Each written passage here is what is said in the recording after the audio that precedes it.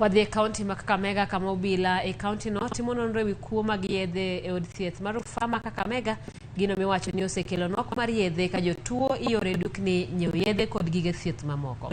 Jalop gavana ma county ma Kakamega Savula owacho ni jonjore nomonjo apis jatelo maduong' e od thiethno kendo to picha mar wang' dede kapok giringo gi kompyuta mondo ting'o records mag od thiethno.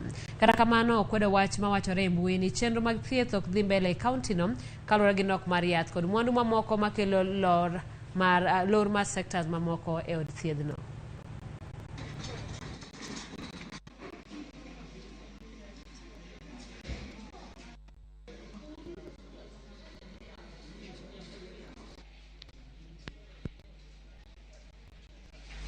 Sai hospitali inaitwa General hii. Ni inafaa ikuwe hospitali kubwa. Referral. Lakini sio referral sai. Hii ni kama tu dispensary. Juu sababu hakuna hata madawa.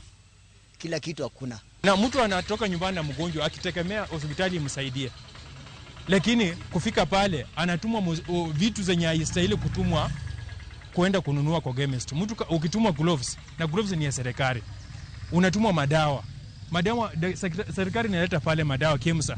Sasa sijui hiyo KEMSA kuna shimo mahali ambayo hiyo madawa inatokea pale chini ikienda hatuwezi tukaelewa. We are involving DCI in investigation of those theft of drugs, not only this hospital but even other hospitals where the governor had supplied the drugs. Some of the drugs were stolen and investigations are going on. The police are also investigating, and I know that's why here the medical superintendent's office was broken in last night. The CCTV camera was stolen, and the CPU, the desktop machine, they went away with it. It contains the record of the hospital, and we have informed the police, and the police are investigating the matter. The DCI wing of